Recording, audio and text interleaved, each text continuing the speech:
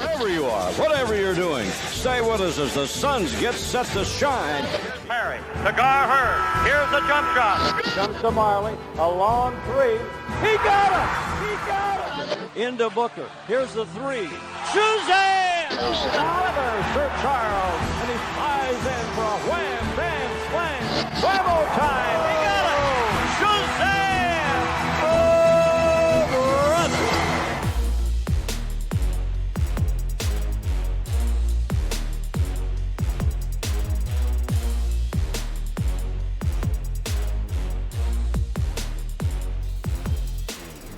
Welcome to 7 Seconds or Less, a podcast about the NBA and the Phoenix Suns. My name is Max McCauley, and I am joined, as always, by my co-host. His name is David Nash. David, how you doing, man? I'm doing good, Max. It's good to be back, and our guest probably doesn't know this, but we've been wanting to have him on for a while as well. So last episode of our positional series, and it's a big one. Yeah, it absolutely is. It's probably the most important of the position preview series because it's about the player who maybe matters the most to whether we improve or not. And as you alluded to, we have a fantastic guest for it. He is an editor and writer for Fan-Sided NBA and The Step Back. He's also a Phoenix Suns reporter. His name is Gerald Bourguet. Gerald, thanks for coming on. Yeah, absolutely. Thanks for building me up so much. Well, I want to give you a good intro. You deserve one. So, of course, as I mentioned, this episode will focus on Deandre Ayton. But we'll also get into Aron Baynes a little bit and maybe some other possible backup fives. David, on Aron Baynes, I understand he's currently playing pretty well for your national squad. Is that correct? He did okay in our first one. He had 10-4 actually in our 108-92 win over Canada. And of course, Ricky Rubio is also in the World Cup representing Spain and the Phoenix Suns, I suppose. And he had 17-9 in his first one. 101-62 win over Tunisia, and I've just woken up to find out that he had 17-4 in a 73-63 win over Puerto Rico. But your guys' national team, Team USA, got over the Czech Republic 88-67, and they play again today, I believe, as well as my team, Max Australia, playing as well. So that's getting us through a pretty slow news time at the moment that was probably this week headlined by a guy by the name of Ben Moore working out for the Phoenix Suns after doing very well against the Team USA team, I believe, in those select game warm-ups that maybe put him on a few teams' radars. But that's pretty much all we've had this week. As I said, for the next little while, the World Cup will at least keep us going, and I can't say I'm confident if it's, say, Team USA versus the field, maybe, is the question. I think they're a little shaky, and I'd probably go Serbia if I had to choose one team and not just the field. What about you guys? Max, have you got a prediction for the World Cup? So I have to admit, I have not watched a single second of it yet. I was pretty focused on football over the weekend, but I guess if it's Team USA versus the field, I'd take the field. But if I have to pick one, I'd probably pick Team USA. How about you, Gerald? Yeah, I would agree with David that Team Serbia looks like the biggest threat if it's not going to be Team USA. I still think the Americans pull it out, but my money would be if there was going to be an upset, it'd be Serbia to do it. That's really interesting. So, pardon my ignorance. Who are their lead guys on that team? Jokic is the man in the middle, but he's played, I think, only about 40 minutes over Serbia's first two games, Gerald. But why don't you let us know the rest of the team? Well, let's see. So Teodosic is out, right? He's not even playing right now. Yeah. Who else do they have? They have a very deep team. They have like five, and they have Bogdanovic, obviously, and he obviously is a sore subject for Suns fans. Miss him, and plays very well in FIBA basketball, which makes it even worse for Suns fans looking at box scores and things as well, I think. But they're starting Boban in the middle as well, Max, and almost right. Having Jokic as their power forward, which is nuts. Boban and Nikola Jokic together. A fair bit. So, yeah, and then splitting them up a little bit as well. But as Gerald said, very deep team with NBA players and non-NBA players as well. Jovic, I believe, is one of their main playmakers with Teodosic out. And, yeah, they've looked good so far. So Spain have looked very good.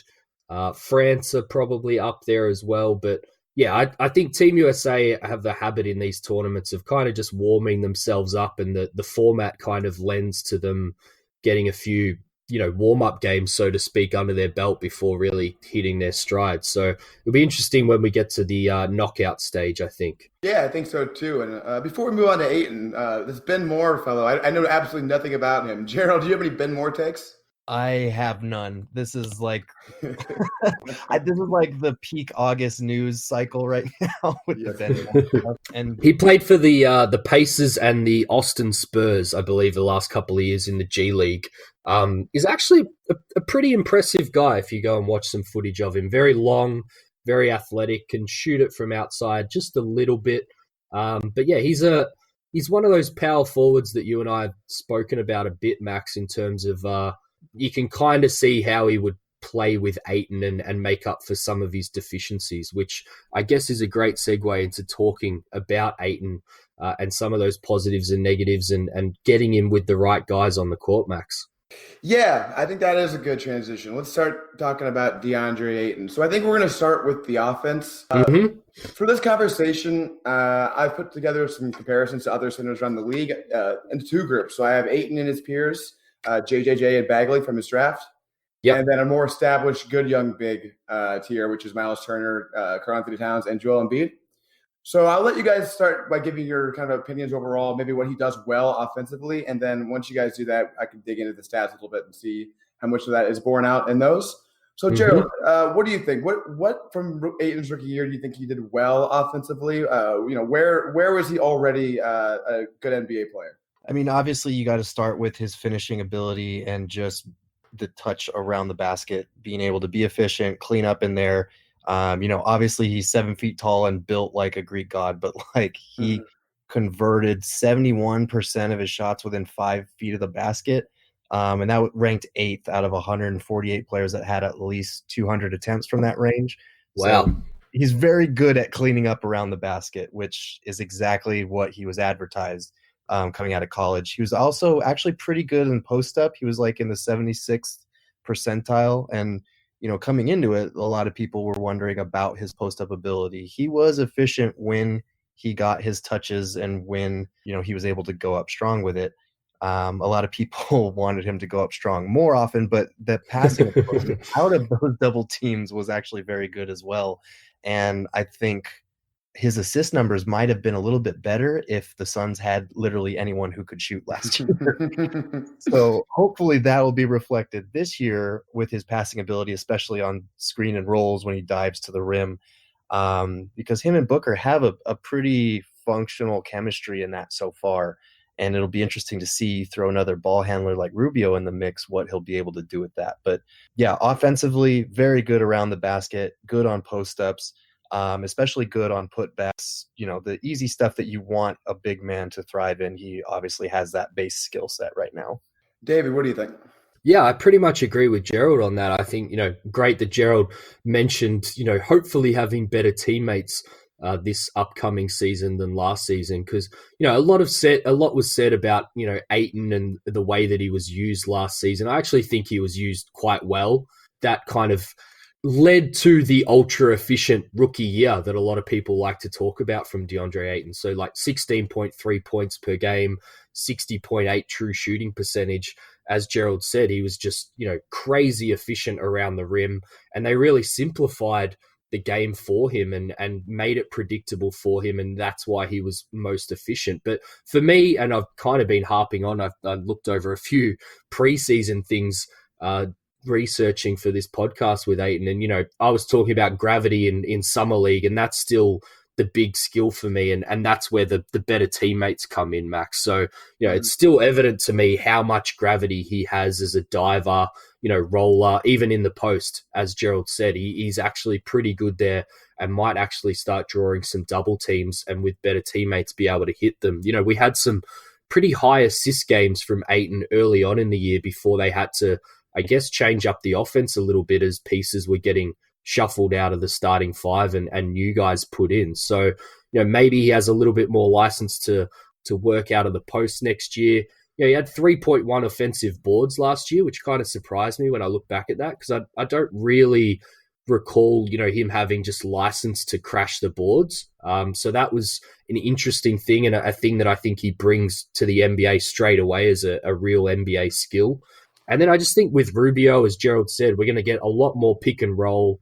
And I think, we had a predictable offense last year, particularly when they needed a bucket. It was that kind of Booker-Ayton chemistry. Now they're going to have, 2 or 3 kind of man games that they can play, be less predictable, and get Ayton the ball in different scenarios and less predictable scenarios. So, those entry passes that we saw that just got cut off because everyone sees them coming from a mile away, or they can't even be thrown a lot of the time. One thing, Max, if you do get a chance to start looking at Ricky Rubio in the World Cup, is that guy just puts the ball on a dime every time, whether it's in the half court or the fast break, throwing it over as an outlet pass. Our friend Callan Olsen highlighted a couple of those from the game last night, so listeners can jump over to his timeline and have a look at that. But yeah, that's the thing for me is it's going to be a much more variable offense next year, and if Ayton can keep that efficiency up, it's really going to help the team, Max.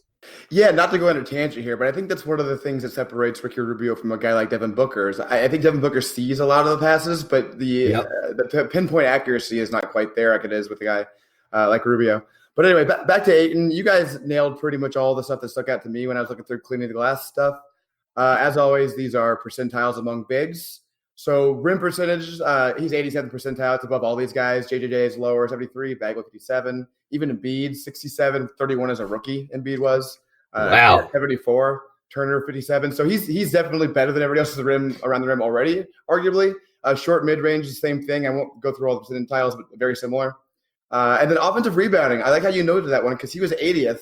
And that was better than all those guys. I just didn't expect that, Max. I did not expect that when I saw it. That totally surprised me. It's not something that I went looking for. I actually went kind of looking for it, thinking maybe he can get better in that area, maybe to give him more license to crash, as I said. But yeah, that was a real surprise to me, something that I guess had a blind spot on watching during the year. Well, it excites you also because if he's already in the 80th, he can get really, really good in that area, right? So maybe he could be like among the league best offensive rebounders, and that would be a very nice skill. And then finally, I just go to the assist thing. It's interesting. He was 52, Bagley 14, really low, JJJ 31. But then you have Embiid 92, Cat 89. So there's a really big spread over this. I think maybe because the bigs just don't have that many assists, so it's easy to spread out over this thing. Yeah. But, I think Ayton, like you said, early on showed some potential there. It kind of fell off a little bit, but then also, as Gerald pointed out, who the hell is he passing to? Okay, let's move on to what we want to see Ayton develop offensively. Where was areas of struggle, and Gerald is areas, you seek immediate improvement in? Yeah, I mean, obviously there was a lot of consternation about his, off the dribble moves, about his ability to take it to the basket. He wasn't doing it often enough, whatever you want to say about it. I don't think he was that bad in that respect, but there's obviously still room for improvement, especially a first-year rookie who doesn't have that much space because, as we mentioned, there was very little gravity on the perimeter for the Suns for most of the year. So I think that will improve with the supporting cast he has now. Also, obviously, like the mid-range, just shooting from the mid-range and from three. I am curious to get your guys' thoughts on his three-point ability because, under Kokoskov, it was pretty clear that they didn't want him taking threes. Whether that's because that was a coaching thing or because he can't shoot them. There's been a lot of talk about that. But it'll be interesting to see if Monty lets him, get 1 or 2 attempts up this year because he only took 4 last year, I think, and he missed all 4 of them. Yeah, they were desperation ones, if I remember correctly, too. Yeah. Yeah, they're into shot clock kind of things. David, you want to jump on that and start his three-point shooting, whether you see it coming this year or not, and then go into the rest of what you want to see from him? Yeah, well, I mean, I'll start with a question to both of you. What's more important if you could only pick one? Gerald's touched on both of them here in his little intro to this bit. Is it the three-point shot, or is it just being more aggressive, whether that's down low or off the dribble, off those elbow touches and stuff that he was getting last year, where we really only saw 1 or 2 plays where he took it to the basket? Max, I'll go to you first. If you could only have one of those things for next season, which one would you choose? I think I would. So it's 2 different questions. If I could just magically give him one of those 2 things, I would make him like an Embiid type force going inside. Yeah, I don't really see that ever happening. So for me, realistically, it's more important for him to become a 3-point shooter because I think that's how he will reach his peak offensive value. More of a Karl-Anthony Towns type than an Embiid type. But what do you think, Gerald? Yeah, I mean, I think if we're being realistic for next season, I think letting him take a couple of shots from three, because, with all the additional playmakers that the Suns have now on this roster, it feels like something that he might not get a chance to do as much as he might have last year. You've got Rubio, even Šarić, Booker with the ball in his hands. Like, Ayton's role on offense is definitely probably going to be, screener, diver, putbacks, post-ups, those kind of things. But yeah, so I think for this year, if he could at least competently spread to the mid-range and take a few threes, we'll see how it goes. I'm still very, I honestly couldn't tell you if Ayton has 3-point shooting ability at this point, because there's been a conflicting talk about whether, in practice he knocks him down, but everybody in practice in the NBA knocks down threes. Like, these guys are the best in the world.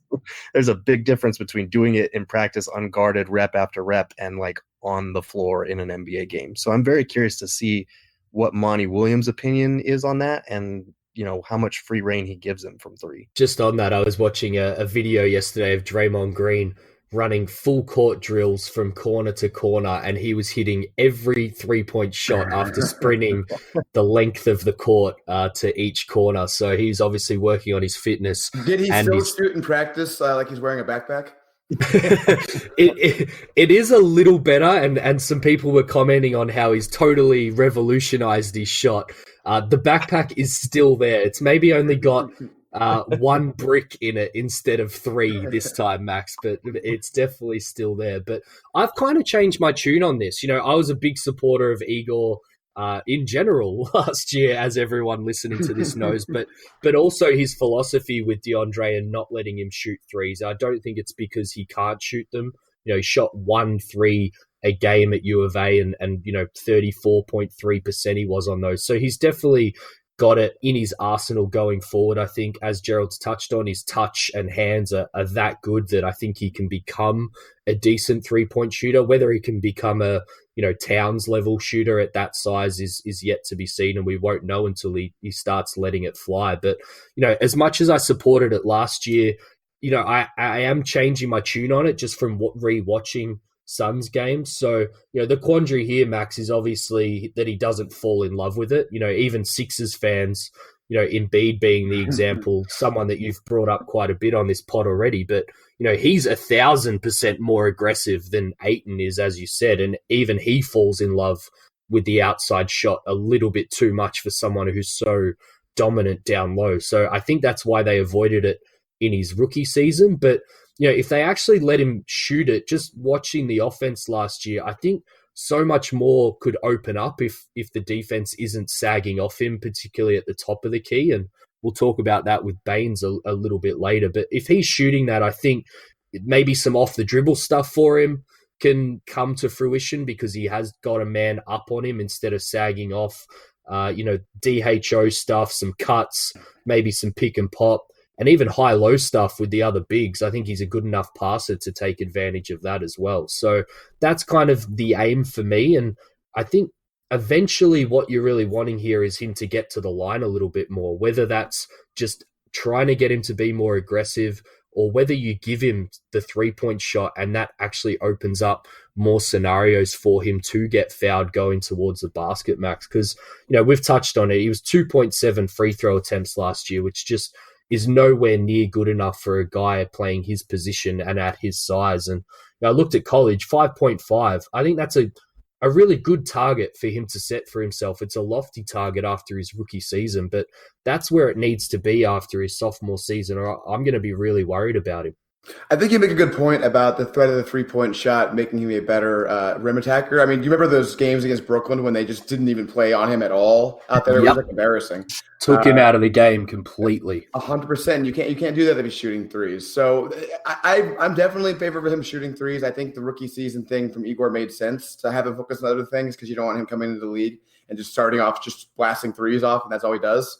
But there are some things about his 3-point shot that I'm concerned about, more so than when he was coming into the league. I thought he was a surefire bet to be a 3-point shooter. I still think it's very likely.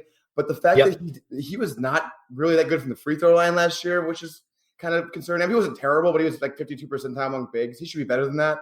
Yeah. The long mid-range, 49 percentile. Like, you got to be better than that, man. That's like one of the things he was supposed to be bringing in right away. So, if he's not shooting efficiently from those ranges, it's a little concerning for his three-point range.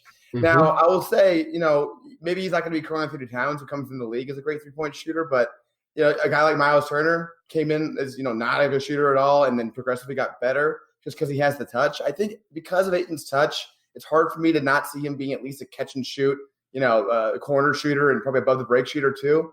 Yeah. I don't know if he's going to be one of those guys who can shoot off the dribble from three. Like, that's kind of like the outside projection for him, and that we thought maybe a possibility because of how fluid he is for his size. But I think that's sort of becoming increasingly less likely now. I'm focusing a little more on the catch and shoot ability from him. But you guys covered the foul shooting already. He doesn't get fouled enough. That's pretty obvious. And even on the number of attempts he's taking, he's not getting fouled on those attempts as much as other players are. And that just comes down to the fact that he's not aggressive enough. I don't think he plays to his physical capabilities yet. Part of that could be because he's a rookie. Part of it may be inherent in his game. That's something we're going to find out, I think pretty soon over the next couple of seasons. Before we move on, Max, I thought I'd ask Gerald, someone's going to certainly more games than I am. I see it a little bit on the TV coverage with the team getting into him. But what was it like last year, Gerald, with that Ayton aggression? Could you see it in spurts and parts with the team getting into him? Were people yelling on the sidelines when he had touches to be more aggressive? As I said, I saw it maybe a couple of times in TV coverage that you pick up on the effects mics and stuff. But what was it like being around the team and even quotes after the game? Was there a lot of talk from internal part of the team where they wanted DA to be more aggressive? Yeah, I think everybody in the arena wants DA to be a little more aggressive.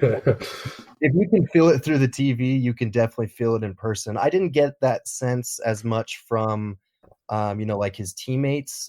Sometimes you definitely saw it, but it was usually, I feel like when it comes to his shooting, a lot of it is in his head because like Max mentioned, there were those games where, defenders just sagged and he didn't know what to do. Like he wasn't confident enough to just rise up and take it right away. Like he was looking for a pass. It was just those awkward moments of hesitation. And so I think, he didn't want to keep taking them, but he couldn't just sit there and not do anything with the ball. So it was those awkward moments. And you could kind of see it even in warmups too sometimes. Like you can see he's not getting enough rise up out of his jump shot because he's got the touch to get it there from the mid-range. He's such a big guy. If you rise up at that height, you're going to sail the ball over the rim. But like you could definitely see like his mental process unfolding, even in something as simple as warm-up sometimes, where he's thinking a little too much instead of just rising up and doing it and shooting. And there were those moments where the crowd, you can feel that like crowd clamoring, like buzzing, like, why isn't he shooting it? He's wide open, like shoot it. And it's just uncomfortable. I think those things will go away a little bit more, especially if Monty is all gung-ho about him, letting it fly if he's open. And part of that just comes with being more confident. He was a rookie last year. He's playing with hardly any NBA teammates that are real NBA players. Like he's having to figure out a lot of it on the go in a situation that's not conducive to learning. And the guy still put up, 16 and 10 on ridiculous efficiency. So give him actual NBA players, give him a coach who's just going to let him shoot or at least dictate where his spots are and when to take them. I think he'll be a lot more confident in that respect this year. Gerald, if you were the GM of the Phoenix Suns and drafted a center number 1 overall, would you bring in Isaiah Cannon to be his starting point guard?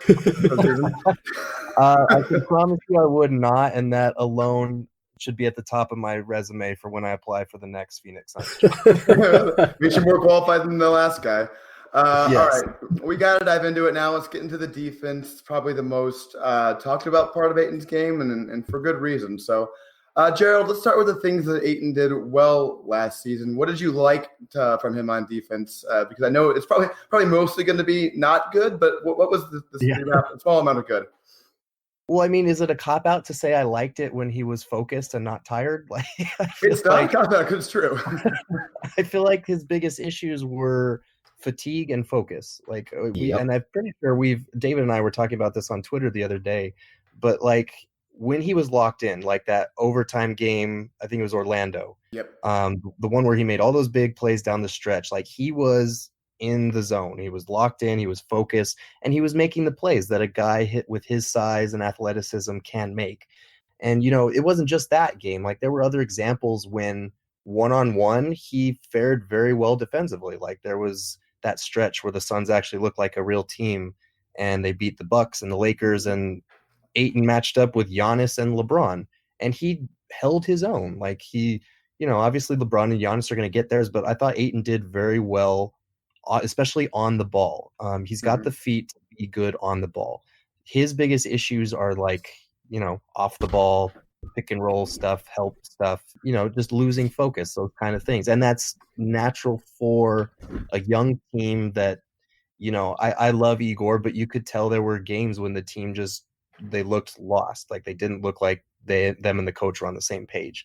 Yeah. So, but yeah, I mean, I think he like the pre-draft reports were all saying he has the ability. It's just sometimes it's a matter of focus and know-how and all of that stuff.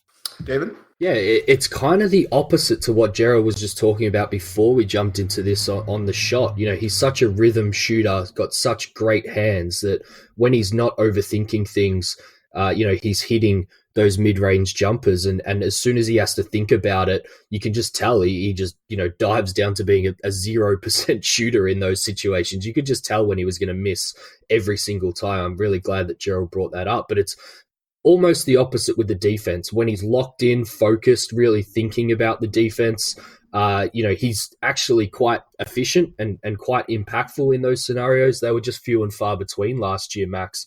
And as Gerald said, when he was not focused or a little bit gassed, that's when we saw a lot of the low light plays jump up on Twitter and things that we didn't like seeing from DA. But, I jumped into it this week with a 7 plays or less thread on Ayton, just looking at what he did do from a block scenario in certain situations, Max. And, I'm a big believer in particularly with rookies, looking at what they are capable of and trying to build on that. And I think, as Gerald said, he has all the tools, those great hands, quick feet, as Gerald said, huge size, and, a decent leap, if not a great leap for a guy his size. So, those hands in particular, the amount of blocks he retained, I think he retained, almost a third of the 67 blocks that he had last year just to himself. So, he's kind of just feathery blocking shots, which, it's not as, great for the highlight reel or the top 10 on any given night. But, when he's grabbing those and then outletting them, that's actually a skill that he can really build on, I think. And probably the last point here is, I'd back up Gerald in terms of him being quite good defensively when the play is in front of him. A lot of his blocks were on guards last year. I think 44 out of the 67 on the top of my head. So, I'd actually support a real switch heavy D, which is something that's been discussed with Ayton, with how quick he is on the perimeter of something that you should do. Because it's really when the play's behind him or he's having to rotate over that he really struggles, which we'll get into in a little bit, Max. But, for me, that means coming back in tremendous shape, not just good shape, really coming back, being able to run the floor. Because if you couple all those tools with a guy that just doesn't stop, that's when he becomes totally unstoppable on both ends for me. And I think of a Brooklyn game, I think it was the back-to-back after the Washington 3 OT game where he was just, the Suns lost that game, but he was the only one that wanted to play. And then that Denver, quarter where he exploded because he was just totally outworking everyone. So, I'll throw it to you, Max. If I could add one thing for the second season only, it would actually be the cardio, because I think it'll open up a hell of a lot of other stuff. But let me know what you think about his current defense. Yeah, I think you guys nailed most of my thoughts there. I think he, coming into the league, the thing that got me most excited about Ayton and the reason why I thought his upside was extremely high is that I thought he could, in the playoffs, stay on the floor and switch heavy schemes. It wouldn't get played off the way certain centers do. And I don't think he foreclosed that at all. I think he showed a lot of that in his rookie year. Gerald mentioned the Bucks games were probably the best example of that. the LA game as well. I think there was a game in Golden State where he stayed with Kevin Durant a little bit. He just has the ability. He's so athletic and so fluid and so big that he can play with those freaks in the NBA. The giant athletic guys who no one else can guard. Ayton can kind of stay in front of those guys. And that portends very well for him as a playoff basketball player, I think. And the issue is just going to be, he doesn't protect the rim. And we'll get into that in a second. But it's going to be key for them to find somebody to play next to him who can, be a 4, but also protect the rim at a level that, makes DeAndre Ayton work. It's too bad there wasn't one of those guys available at number 11 in the draft. But we'll digress from there. The one thing that really surprised me with Ayton, obviously, if you want to talk about defensive rebounding, he was good there. Much better than JJJ and Bagley.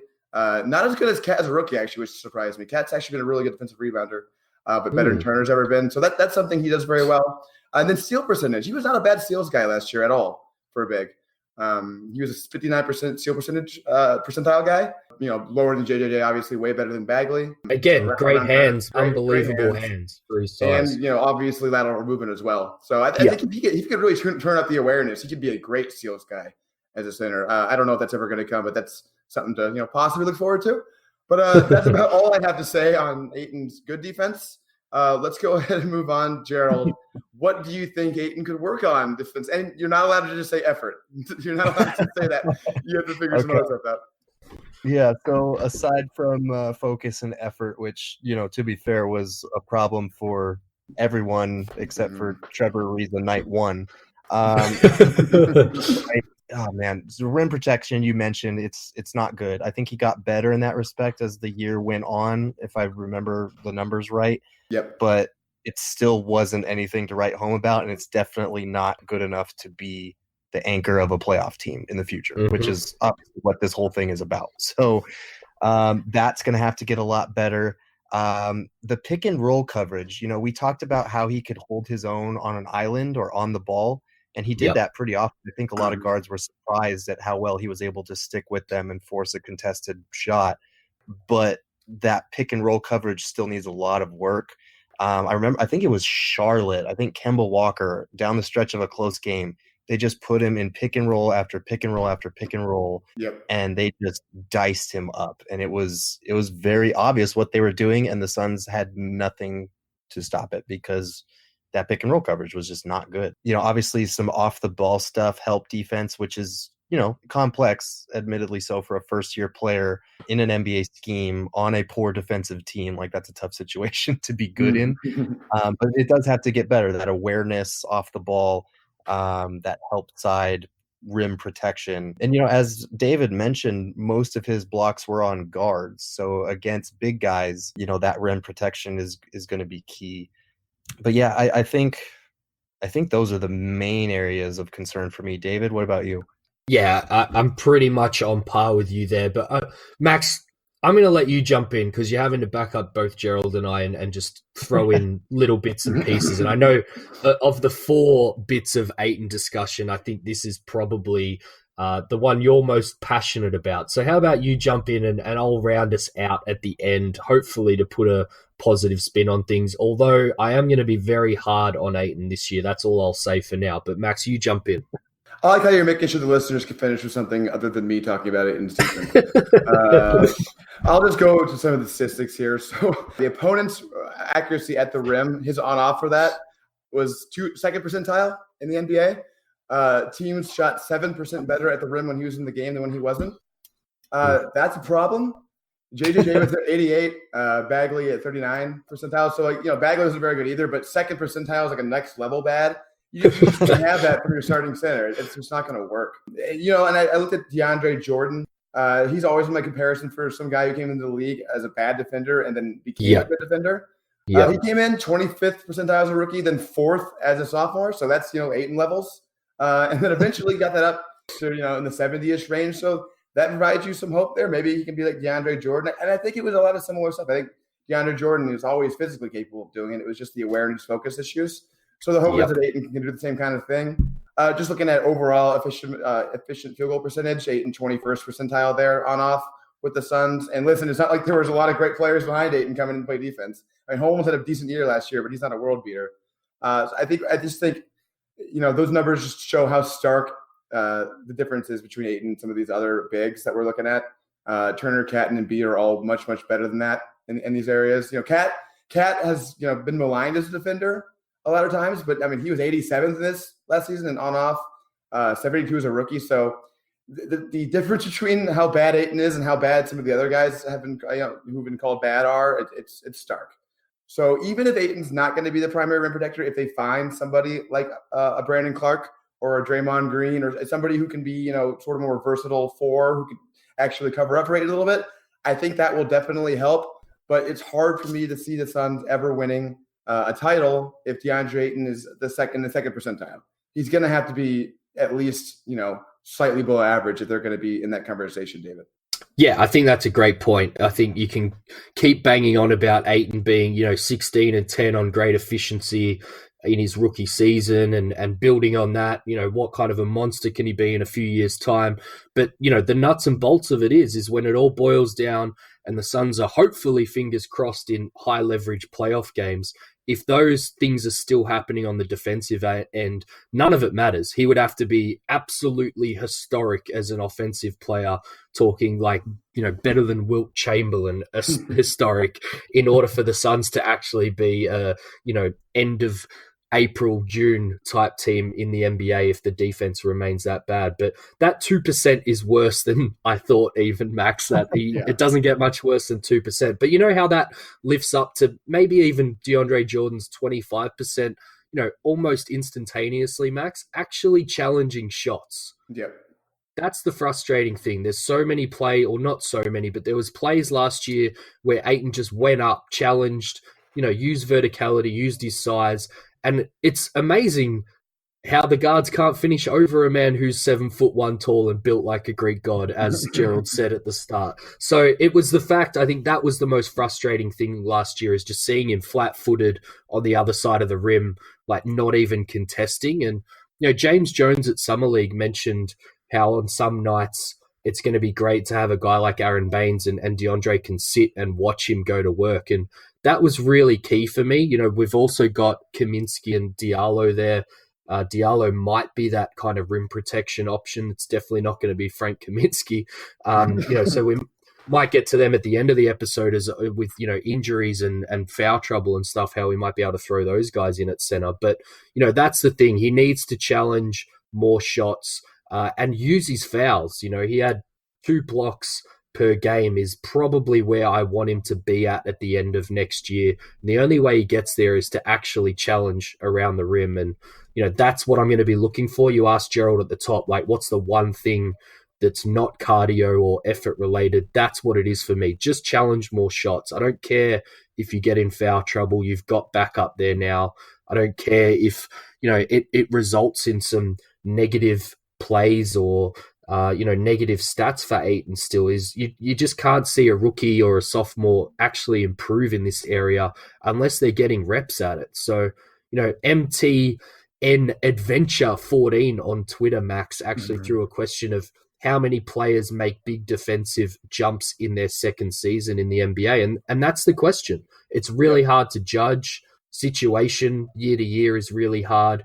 And, bad, we've talked about this, I think, a couple episodes ago with Callan, bad analytical defensive stats make it really hard to pick up on those guys that have made those leaps. So for me, it's all going to be in the eye test on this one is does he come in with the right attitude, and is he willing to contest more and challenge more and put some guys on their ass? I know that's a real 90s NBA way of thinking about it. Centers can't do that much anymore with flagrant fouls and stuff, but I would just love early on in the season, game 1, 2, 3, whatever it is, Max, someone goes at him at the rim and he just, puts them on their ass. Doesn't have to be dirty or anything like that, but he's so big and strong that, he can put a guy on his ass with a fair, play on the ball. Yeah, no, absolutely. Suns fans complain about how Luka Doncic just gets all the highlights and all the coverage. Ayton should maybe make some highlight-worthy plays if he wants to be on SportsCenter. Correct. If you dunk on somebody or you have vicious blocks, that's how you get on SportsCenter. I'm not saying that's the goal for him, but those are the kind of plays that they inspire your team. They lead to more effort. You just can't play. It's death by 1,000 cuts is what it is. Yep. You're not fouling anybody, but if you're just allowing that passivity over and over and over, it's not going to work out. Gerald, something that David said in there, I think is the most frustrating thing about Ayton, and also the biggest question with him that I just don't know the answer to. And that's him talking about how Ayton just won't challenge shots. He'll let guards go by. What do you think it is? Is it that he doesn't understand he can get to the shot? Is it that his reaction time is super poor? Is he just totally asleep? Why is it that us fans watching can see clearly that he has the opportunity to block certain shots or at least challenge them, and he'll just let them go by? What's going on? I think it's a combination of things, and it's something that's a lot more noticeable up close when you're like in the arena. And it's, I don't know how much like basketball playing experience you guys have, whether it's, high school, just AAU, rec league, whatever. But when you're playing on a bad team, you don't feel the need to try as hard on defense. And I hate to chalk it up to like mindset or attitude or, put the blame elsewhere, because he does have that responsibility as a 7-footer to challenge those shots. But when you're playing on a team that's already down 15 and you're a bad defense and you're already a step late because your awareness probably isn't where it needs to be, and you're fatigued a little bit too, that comes into play. Like all of that is very draining on your mindset and all kind of converge. And when you're playing on a bad team, you're just not incentivized as much to challenge those type of shots. And that's no excuse, obviously, but it is harder to like put it in when you're tired and you're down by 15, 30 a step late. Like it's a real thing. Like just give him the basket or let him take the shot, hope he misses it, maybe psych him out. Like it's a lazy mindset, and it's one that he'll need to correct. And the Suns as a whole will need to correct if they want to be a respectable defense in the future.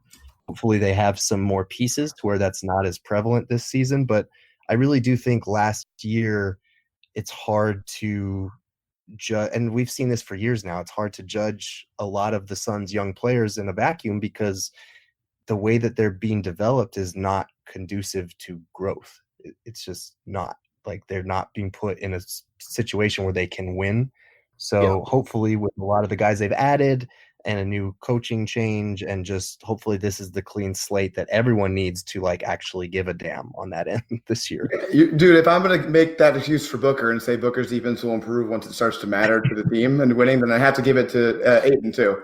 It's only fair. It's absolutely true. I think that's why we saw the Orlando overtime as a different Ayton. That's why we saw when the Suns were competitive against the Bucks, the Lakers, and the Warriors, we saw a different Ayton. It's because, like you said, when you're vested in the game because you have a chance, it's fun, you're out there, you're having a good time, it's just easier to play defense. David, you have a Deandre Ayton game for us, right? I do, and I would probably just triple down on what you guys mentioned there, where, if he is shown in a film session or something to have lost the Suns a game because he didn't challenge a shot, that's where we'll hopefully see some strides for Deandre Ayton, I think, because he's a sponge. He loves to learn, and he's definitely very reactionary. So I think, if we can get to those scenarios, we might see Ayton challenge more shots. Hopefully being a better team next year will help. But I will throw to the question now for you, Max. Like the Rubio game we played last week, I thought we'd end with a game on Ayton. Are you guys happy to do so? Put yourselves on the line here. Let's do it. Sure. All right. I think we'll go with, like Rubio, I took all 29 starters plus a few more power forwards that can play center or that are, playing power forward, but I see them more as centers, and then some backups in the NBA as well. But unlike Rubio, Max, we're not going to go for next year only. I want you to choose between Ayton and the alternatives after the next 3 years of play. So we're giving him a little bit of leeway here, and we'll see what you think. So, but before we start, like we did with Rubio, and I'll throw to you first, Max, and then we'll go to Gerald, where do you think Ayton is going to rank among, let's say, 34 centers that I'm about to bring up in terms of who you would prefer, Ayton or somebody else in 3 years' time, Max? Okay, so not over the next 3 years. It's what the players, I project them to look like in 3 or 4 years. Correct. Okay. I'm probably going to be like 5th or 6th. Yep. Gerald, what about you? Yeah, I would probably, out of 34, you said? Yes. Yeah, I'm going to say 6th on that one. I got him at best 4th for me and at worst 8th, but we'll get into that at the end. So I think we're all sitting around about in the same spot. But like last week, Max, Group 1, a bunch of guys that I'm just going to say no thanks to straight away, but I'll give you guys a chance to throw one of them back into the ring. DeAndre Jordan, Enes Kanter, Tristan Thompson, Alex Len, shout out Len, Cody Zeller, Bryant in Washington, Jonas Valanciunas, Potul, Willie Cauley-Stein, Avaka Subak. I've put Howard / McGee because I don't know who's going to start on that Lakers team. And Deadman. That one really matters. You got to separate those out so we can decide which one. And Deadman's the last one I've thrown into that group, even though I really like him. Is there anyone in that group from either of you guys that you would take over DeAndre Ayton? Well, you said 3 to 4 years down the line, and Alex Lynn only said he'll be an all-star next season, so I'm going to have to say no on him. What about you, Gerald? Yeah, I'm going to say no. I will give a shout-out to Thomas Bryant in Washington because I think he put together a nice little season last year, and I'm interested to see how he builds on it this year. But no, I'm not going to put him over Ayton. All right. Group 2's the 2 old group. There's 3 guys in here. They just count themselves out because of their 33, 34 age. So it's Al Horford, Marc Gasol, and LaMarcus Aldridge. I'm guessing none of you think that they're still going to be putting up the numbers they are now in 3 years' time, guys? Probably not. Although Al Horford did sign a 4-year deal, right? So I guess Philly's hoping he is. That's yeah, true. I would say Horford has the best shot of those 3, but I don't see it for any of the 3. All right, we're getting to the interesting part now. These guys are middle of the pack. Andre Drummond, Brook Lopez, Clint Capella, Derek Favors, Steven Adams, Hassan Whiteside, Yusuf Nurkic, and Montrezl Harrell. Max? I think so here's what I'd say. I think a couple of those guys, there's probably a better chance than not that they are better than Ayton, but I think just given the upside potential of DeAndre Ayton, I think you have to take him over all of those guys. Right. I would agree 100% there. I think you look at guys like Clint Capella or Steven Adams out of that group, and they're guys that have proven that they can contribute to winning basketball on legitimate contenders, but they're also very pigeonholed in their role, and it feels kind of like a plateau thing. So if we're talking 3 years from now, I think it's hard to choose what they are now versus what Ayton could be. Yeah.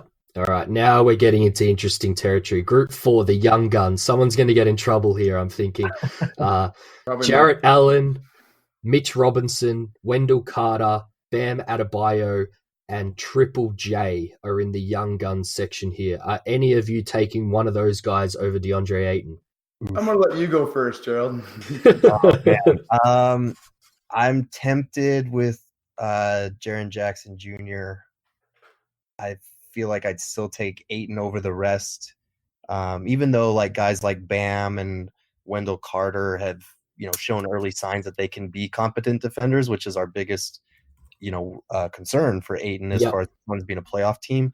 I still think the only one I might take would be JJJ, and it's so hard because it's 1 year in and we don't know what the Suns are actually going to put around him in the future.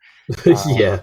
I think I'd still take Ayton just for the homer in me, but JJJ would be very close in that discussion. Yeah, again, this group's a lot like the last group in terms of that I think there's a decent amount of those guys who I think maybe have a better expected value than DeAndre Ayton does. But DeAndre Ayton's upside is enough for me to take him over all of them except, and I apologize, listeners, I know you're not going to like this, I would take Jaren Jackson Jr. over him. Again, I think Ayton has the higher upside because he could be more of a two-way force. I think Ayton could be like a top 5 player in the NBA. That's a possibility. I don't totally see that for Jaren Jackson Jr., but I do see Jaren Jackson being the second best player on a playoff team, like pretty easily. I see that outcome for him, and I would just bet on that. That's a high enough outcome for me. One thing people also just real quickly always say about JJJ is, he didn't play very much. How do you know that he's all that good? He played a decent amount. He played 58 games. Ayton only played 71, so it wasn't like Ayton really played a ton more games than Jaren Jackson did. And some of what he had some really really important, impressive games. Some of the shooting. His shooting is already, a skill for him. He was like 88th percentile as rim protector a lot of ways. So I'm rambling here, but yes, I need to defend that take. I think Jaren Jackson Jr. is really, really good. if we're talking meaningful games, Jaren Jackson Jr. might have played more than Ayton. Honestly. Yeah, that's true.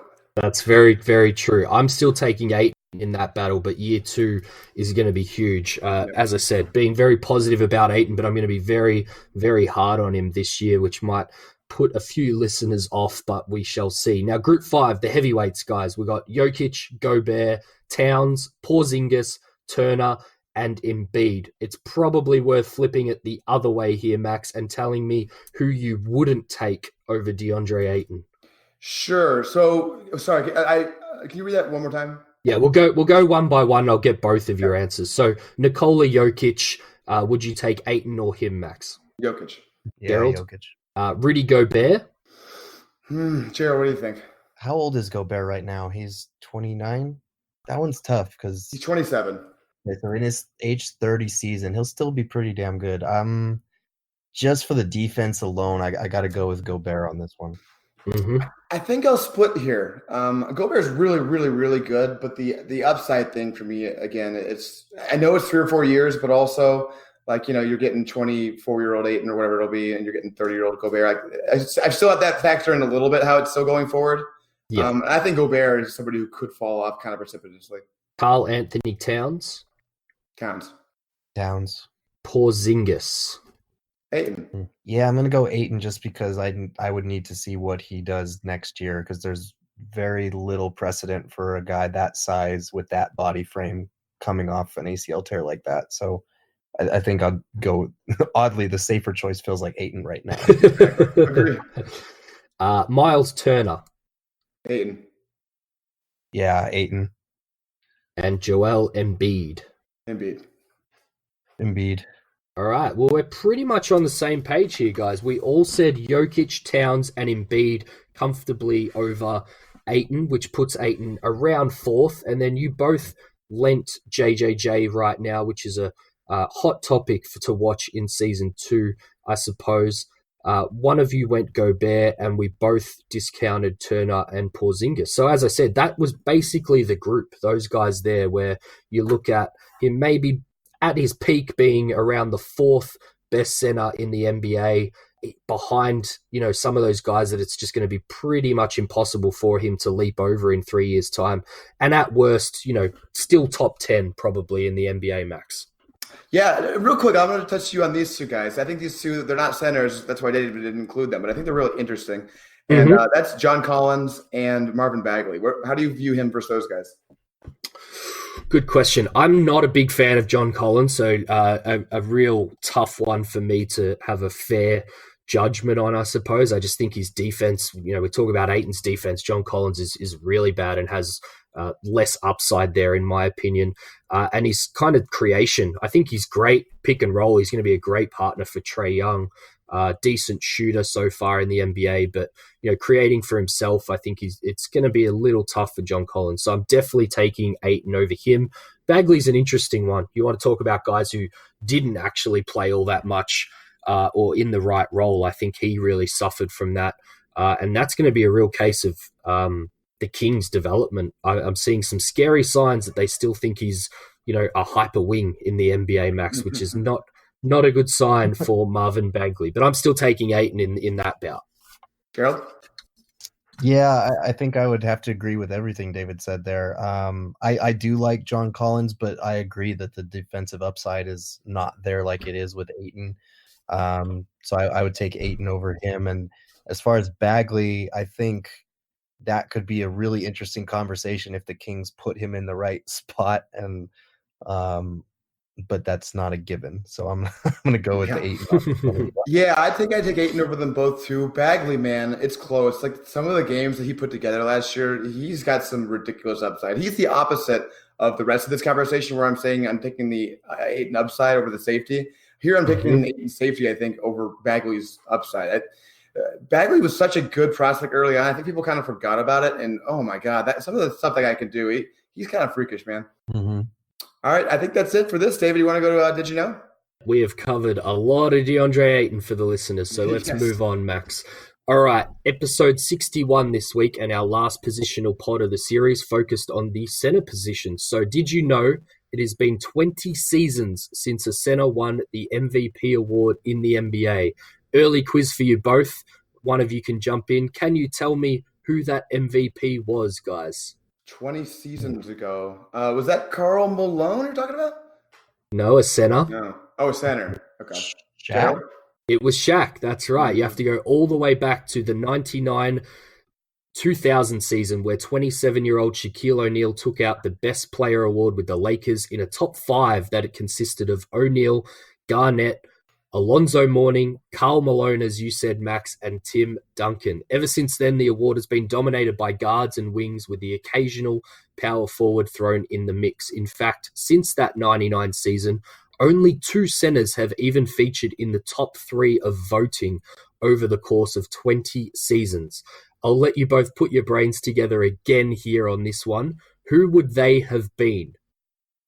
2 over the last 20. Dwight Howard, probably. Correct. In 2010-11 for Orlando, he came second to Rose and in front of LeBron as a 25-year-old who scored 22.9 points, 4.1 rebounds, and 2.4 blocked shots. And the other one? Did you say bigs or centers? Centers.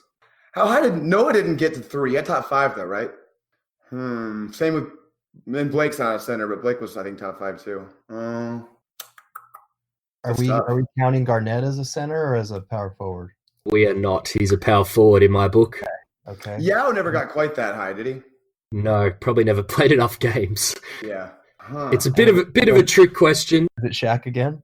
It was. You got it. So ex-son Shaquille O'Neal, 2004-05 for Miami this time. He came second to another ex-son, Steve Nash, as a 32-year-old with 58 first-place votes to Nash's 65. Shaq had 22.9, the same as Howard, 10.4 rebounds and 2.3 blocks that season.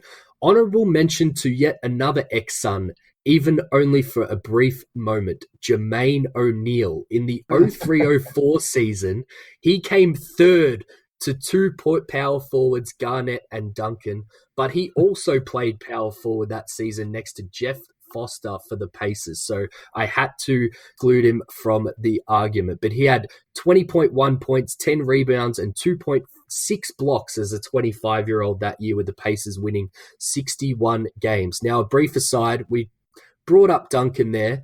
I'm firmly in the camp that he is a center if you have to pick one position for him, but he played 10 seasons at center and 9 at power forward, but he was treated as a power forward for this exercise because it was all the years where he played next to David Robinson and a few others. But for argument's sake, Duncan won his first MVP at age 25 also.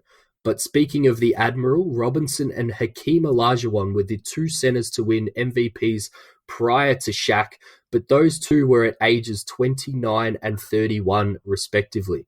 They did it in back-to-back years between 93 and 95. Robinson had 27.6 points, 10.8 rebounds, and 3.2 blocks in 94, while Olajuwon had 27.3 points, 11.9 rebounds, and 3.7 blocks a game in 93-94. Now, Max and Gerald, 2 questions for you both, and I promise they are the last of the segment. No more tests after this. Before Olajuwon won in 94, you have to go back 10 seasons before another center won the MVP in 82-83. I want you to tell me 2 things. Who was that center? And I want you to name the 4 players who took out every MVP award in that 10-year span. All very famous names. I think I know the answer to the center question. Do you know? Yeah, I think so. Is he a biblical prophet? That's what I think it is. It was Moses Malone, won his 3rd and final MVP in 82 at 27, with his first coming at just 23 years of age. His stats that year, 24.5 points, 15.3 boards, and 2 blocks per game. But the 4 guys that won all the MVPs in that 10-year gap, guys, give me the 4 names if you can. I think Gerald, you want to rattle them off with me? I think the 3 of them are very obvious. Right. So Magic and Larry. Yeah. Yep. And then MJ. Yes. And then I think the other one, if the 94 is the cutoff, I think the other one should be pretty obvious to us. Was that the year Hakeem won it? So no, I think it's the year before that, right, David? Yep. I think you're on the right track here, Max. Put us out of our misery. Charles Barkley. Oh, there we go. Correct. How can I Michael- forget Charles? So MJ won 3 of his 5 MVPs in that span with the Bulls. Magic took out 3 of the MVPs also in that time. And Larry Bird, as you mentioned, won 3 in a row in the first 3 years of this time frame. And of course, to bring a little bit more Suns flavor to the segment, Charles Barkley won the MVP prior to Hakeem, as Gerald said, in 92-93. Now, Max, I'm sure everyone listening has Ayton in their mind after our hour or so discussion on him while listening to us talk about him prior to Did You Know, and me rattling off these center MVP facts on a Suns podcast. Whilst I think it's highly unlikely DeAndre ever reaches MVP status, I did want to point out both the way the league has gone and what past MVPs have done at the position. Now, we may see things trend the other way soon before even Ayton. Guys we talked about before, Nikola Jokic, Karl Anthony Towns, and Joel Embiid may lay claim to their own MVP trophy, but if the past tells us anything, it's that you have to be truly dominant on both ends. But to finish this one off, Max, and bring in the number 61 for our episode this week, we're going to bring back Moses Malone in 82. There have been 64 NBA seasons in which the MVP award has been handed out, but there was 2 lockout seasons where games were affected. So purely to help me rig the numbers on this, we're going to take those 2 seasons out, which gets us to 62. And then to help me skew the numbers again, we're going to use Moses Malone's season, his last MVP in 82, as the divider between what I'm calling 2 eras in 1982 to give us 61 awards for the 61st episode. I'm sure you liked how I did that, Max. Now, Max, there have been 11 individual winners of the award at center who have collected 25 MVP trophies between them. Prior to Moses in 82, we had Kareem, who had 6, Moses again, 3, Bill Walton, Dave Cowens, Willis Reed, Wes Unseld, Wilt Chamberlain, who had 4, and Bill Russell, who had 5. They took out 20 of the possible 27 MVPs in the pre-Malone 82 era, or 74% of the awards. Since 1982 and removing lockouts, only Shaq, Robinson, and Olajuwon won the award once each for 3 out of a possible 34, or max roughly 9%, in which I am calling the era post-Malone. So, Max, now that we are through the history of MVPs at center, I'll leave you guys and the listeners with 2 more strings of stats. The reason I've been mentioning ages and stats is because I took all the past winners and averaged out their age at a time of winning their first MVP and also their stats. This isn't a test for you guys, but if you want to have a guess, what do you think the average age of a first-time winner at center is? That's really hard. I'd say 27. Gerald? 26. It is 25.18, so you're both pretty close on that one. And the average stats without Russell, Wilt, Unseld, and Reed, because their rebound stats are absurd, and we also don't have block numbers for most of those seasons, but it's 26.3 points, 13.8 boards, and 2.8 blocks. So for DeAndre Ayton and the pessimists, we have a little bit of time before history suggests he should reach that prime of winning an MVP. But also for the Ayton optimists, he also has a hell of a lot of work to do to ever reach true dominant status. But speaking of true dominant status at the center position, Max, shall we talk about my guy, Aron Baynes? That was a great segue, David. For most players, we like to start with their on-court presence, but for me, I think that Aron Baynes' off-court presence could be just as important, especially if you consider practice. Gerald, what do you think about Aron Baynes' impact on DeAndre Ayton? Are you as high on it as it seems that James Jones is? I don't know if I'm as high on it as James Jones is because, as we've talked about over the summer on Twitter ad nauseum, that those conjunction of moves after the TJ Warren salary dump was an interesting, they basically piled on a lot of the same money that they had just shed off. But I do really like the player that they added. And I do like his potential impact on Ayton. You look at Rashawn Holmes and you would expect that type of energy and just pure energy off the bench that he brings. You would have expected that to rub off on Ayton. But there's a difference between a guy that's trying to prove himself in the league and a guy who's established in the league and has that same kind of knowledge to pass on to somebody else. And I think that's where people got confused. Like, they were saying, like, well, Holmes didn't rub off on Ayton. Well, Holmes was trying to carve out a space for himself in the NBA. He's not trying to teach a rookie, how to play like that. I think Baynes is a very tough, hard-nosed defender, and that is the kind of stuff that's going to rub off on Ayton more than watching a guy, try to make his way in the league. I think Baynes is the exact type of guy you want to toughen your center up if that's what you're worried about, or to get him to, focus more, or, just care more on the defensive end. Baynes is exactly that type of guy. He's just a rigid, like the beard and like the dude is just a man. Like, he's a man. That's what they need to raise Ayton. They want him to become a man. They're feeding him so he can grow up. And I think Ayton is a perfect guy to have behind someone like that. Yeah, you nailed the difference there to me, is that Richaun Holmes is an awesome energy guy at the bench last year. He really, he put on a great performance as a backup center, even though he's not really a backup center. He kind of is. Aron Baynes is going to kick Deandre Ayton's ass in practice. He's going to beat him up. I imagine in practice, Holmes may have embarrassed Ayton a little bit here or there just due to pure effort, but I doubt he put him on the floor very many times. Aron Baynes is going to put Deandre Ayton on the floor, and he's going to make Deandre Ayton man up just to play against him.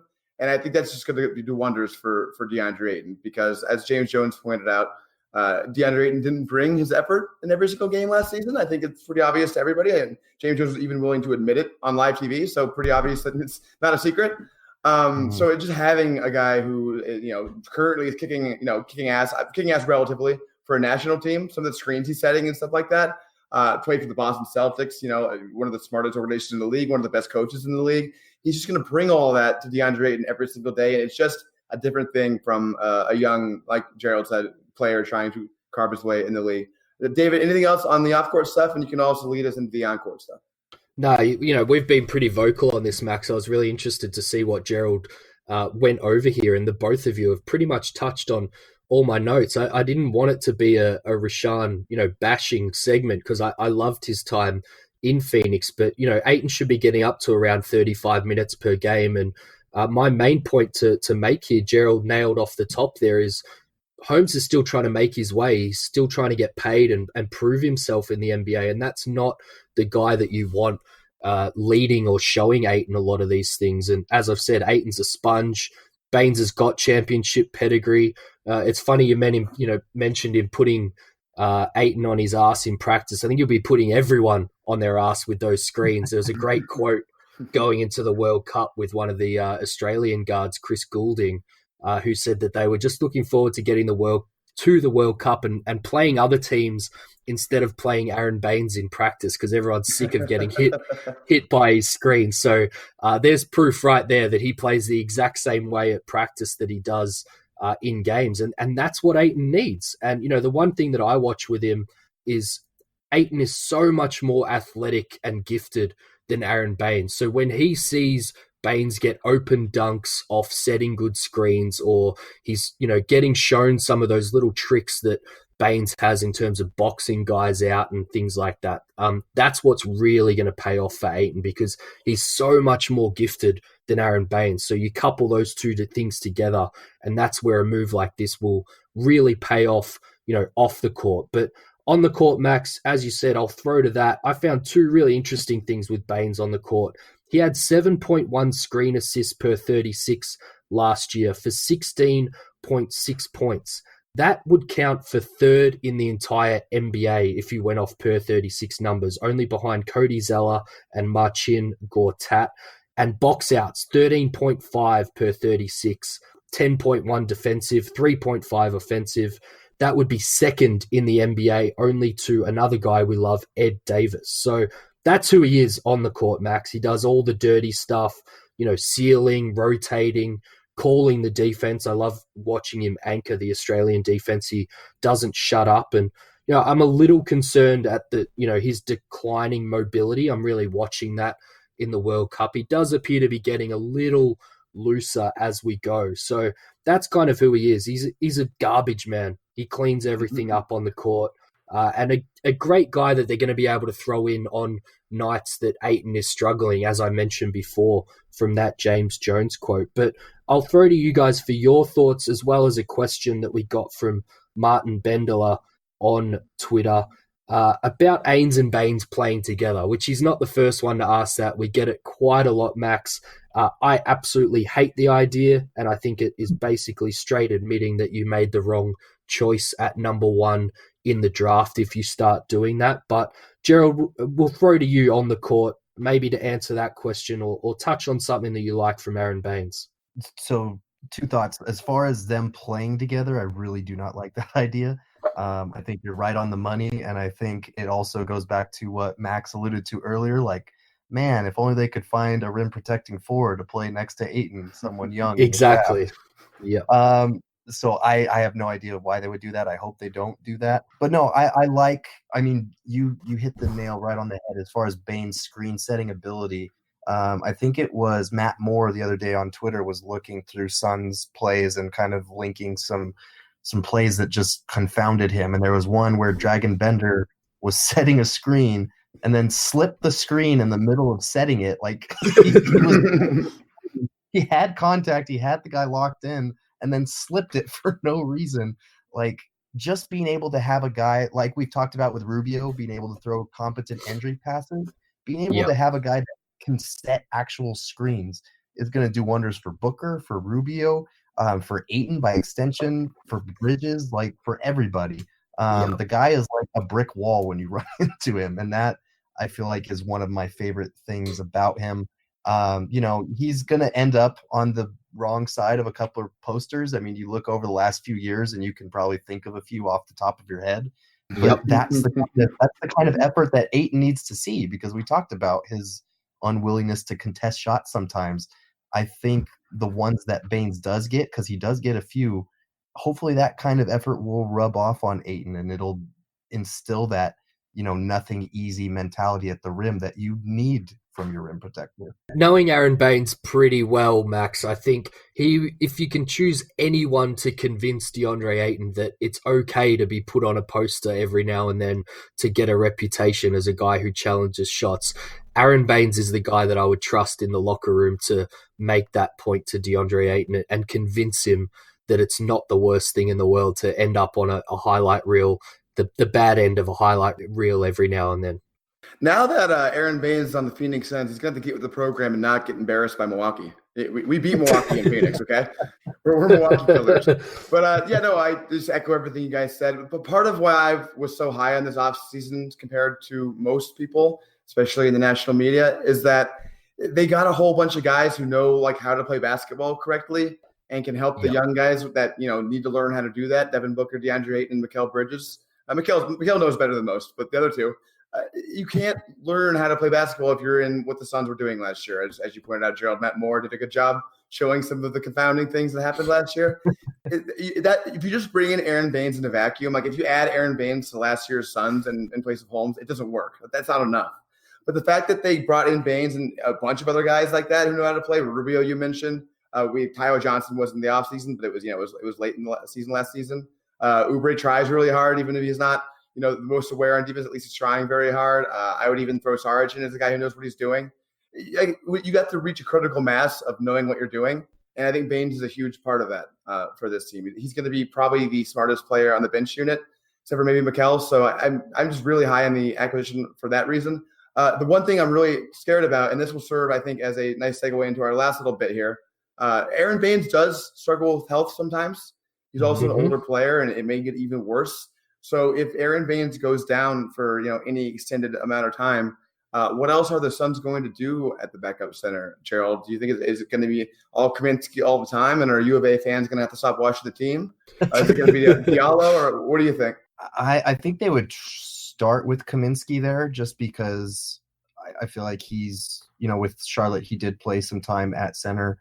He did play at power forward as well, I believe. But I think you start with Kaminsky, and if he's not panning out, you give Diallo a shot there, even though he's typically more described as a power forward. But I mean, if you're at that point, it's only going to be a marginal difference between the two. I feel like obviously they have a very different set of strengths and weaknesses. Kaminsky can spread the floor a little bit more, nowhere near as athletic, probably a little bit smarter on the offensive end. Diallo, more athletic, closer to a rim protector, I would think. But you mentioned it. He did miss 31 games last year. The 3 seasons prior, he was healthy. I think he played 81 and then 75 and then 81. So that's a good sign. But, hopefully he can stay healthy and it doesn't come to that would be my answer. That's a good answer. David? Yeah, he's going to be 33 early in this season, and you both have nailed the segue here to these last guys brilliantly. I had this same point, Max, 51 games last season, and he's going to be 33. So how much can we count on him? We'll be seeing some others. And, I've said it quite a bit. I think we'll see Frank and Diallo, maybe playing the 5 role on offense a little bit, even though they might be starting or playing the game as a more traditional power forward. Frank, is a decent ISO scorer down on the block and shoots from deep, obviously. And Diallo's a role threat and kind of sits in that dunker spot as a 5 guy as well. So that's going to be really interesting. Shout out to Outrenting on Twitter, who even mentioned maybe trying to play Saric as a small ball 5 on occasion. He is 6'10". You put the right guys around him, you might be able to insulate him a little bit if health gets a little bit of a concern. But yeah, hopefully, fingers crossed, we get a decent season out of Aron Baynes as the backup, playing, around about 15 minutes a night, I suppose. What do you think on that, Max? Are we wanting to see Ayton? I think he was around 30 minutes in his rookie season. We probably want to see that bump up to around 33, 34. Yeah, that's about right. I think Aron Baynes' minutes should just be, whatever Ayton doesn't play. Exactly. Yeah. I can see it being around there. One last thing I have on this before we go to 7 seconds or less. I want you guys to tell me how crazy I am. Are there any teams in the league, and, if it gets backup units, and hopefully I'm trying to think if there's like a really shorter week backup center out there somewhere. But if the Suns just wanted to kind of just punt on defense to an extent and just try to have a crazy shooting lineup, is there any way they could get away with playing Cam Johnson as a center against certain lineups? Ooh. We've given Cam Johnson, or the Suns have given Cam Johnson just about every position other than point guard and center when they talk about his versatility. So we may as well throw center in there as a 6'9" guy, Max. But I think that's how you optimize him. Again, it's all about insulation. You got to put some other guys in there that kind of help maybe with some rim protection and stuff.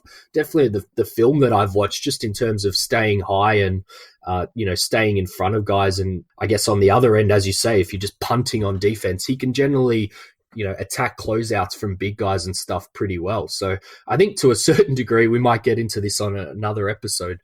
The Suns are punting defense a little bit, Max, but maybe just outshoot everyone every night. Go back to the 7 seconds or less days in a slightly different turn for this season and just put up 130 every night to 129. But we should probably throw to 7 seconds or less there, Max, other than maybe just mentioning very quickly that Baynes is a decent shooter from 3. We're seeing that a little bit in the World Cup, 34.4% last season, which was pretty much the first season he was given the green light to actually shoot the 3. So mostly above the break from him. We'll see if that ties into what we spoke about up the top of the episode with Ayton and whether the centers are allowed to shoot the 3 by Monty in this offense.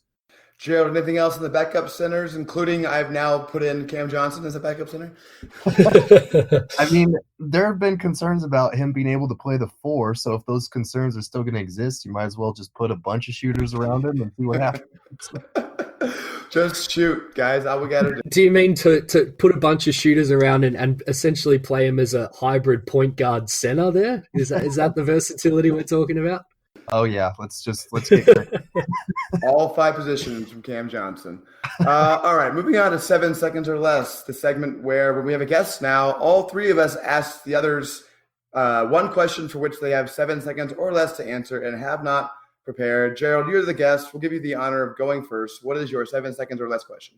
Okay, I'm glad David brought this up actually right before we got here. So Baynes, 34.4% from 3 last year.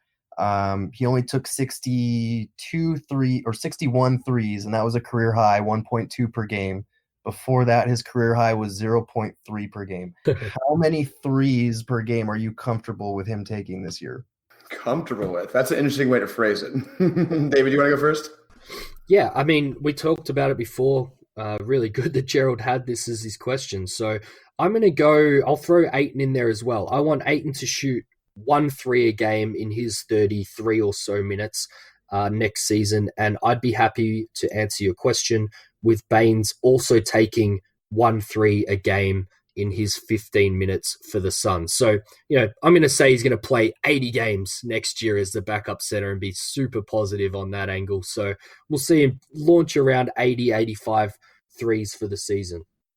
I want him to shoot 6.3 threes per game.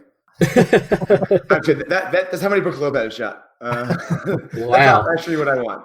I want him to shoot. Yeah, I think a little higher. I wouldn't mind seeing him shoot a little bit more. Let's get up to like 1.8. Why not? Fun to watch. Let's do it. I think he can probably do it. Especially with Rubio as the guy's heading him up. Kyrie, maybe a little more ball dominant. I'm not sure. So we'll see. David, you want to go next? I'll go next. I've gone pretty wild with my one here, Max. So you can pick any guard in the NBA to add 4 to 6 inches to and turn them into a versatile small ball center in the NBA. Who do you choose? I'll give you mine first to give you both a little bit of time to think about it. I'd take my guy Drew Holiday, who had 0.8 blocks last season to lead all guards in the NBA, and I think he would be an absolute monster as a 6'9", 6'10", small ball 5 in the NBA, Max. But who are you thinking? Give me a mutant. We're back to mutant questions here on the 7 Seconds or Less podcast. If I could go prime, I would go prime Westbrook because he would just run people the hell over. Oh, yes. But now, probably not so anymore. Oh, man, that's a really tough one. Maybe, I'll go young. Shai Gilgeous-Alexander, because he's already kind of big. Could be really interesting in that role. Yep. Really long, too. Yep. Yikes, this is a tough one. Yeah, I'm going to go, 4 to 6 inches, huh? I'm going to go Devin Booker, honestly. I'm going to say, give that man, he's already got a deadly post game. Give him another 4 to 6 inches. That dude is unstoppable on the block. We already saw him play for the Mavericks back in the days. He was Dirk Nowitzki. Yeah, exactly. And maybe he'd be better defensively with that much longer of a wingspan. That's definitely possible. All right. Mine's going to go back to the focus of this episode, Deandre Ayton. I've taken the liberty of identifying what I think are Ayton's primary areas of necessary improvement, not counting intangible stuff, not counting effort, like that. Shooting, foul drawing, and rim protection. We'll start with David. Rank those 3 things in terms of importance for you for his development. Oh, shooting, rim protection, foul drawing. I am going to keep with my themes throughout this episode, and I will go foul drawing number 1, rim protection number 2, and shooting number 3. Gerald, over to you. I'm going to go rim protection number 1, shooting number 2, foul drawing number 3. Yep, I had the same answers as Gerald. As I mentioned earlier in the episode when you asked, shooting's more because I think that's what he needs to do. If he could be an excellent foul drawer, I'd go that way. But I think that is it for us. Gerald, thank you so much for coming on. Please promote anything you want. Yeah, absolutely. Thanks for having me. You can read all my stuff on the Step Back. We've got a lot of talented writers over there. It's been awesome working with all these new people. And you can find me on Twitter at GeraldBourguet. Awesome. Well, as far as we go, please, as always, rate, review, and subscribe. You can follow me at MaxMCC11. Follow David at The 4 Point Play. David, any reviews to read out? Yeah, shout out to Ben Leach. Awesome work from Max and David. Always insightful, interesting content, and great guests, which Gerald has definitely been one for us this episode, Max. He said, keep up the good work, guys. And we are up to 89 5 stars on iTunes and well on our way to the target that I set of 100 before the season starts, Max. So this was a hell of a lot of fun. Thanks again to Gerald for joining us, and hopefully everyone enjoyed the content. We got a 3-star review over the past couple of weeks. It initially started as a 1-star, and the person upped it. So I thank you for upping us 2 points. And if we impressed you today, or if you like Gerald, feel free to up it 2 more. Love it. Thanks, Max. Thanks, everybody.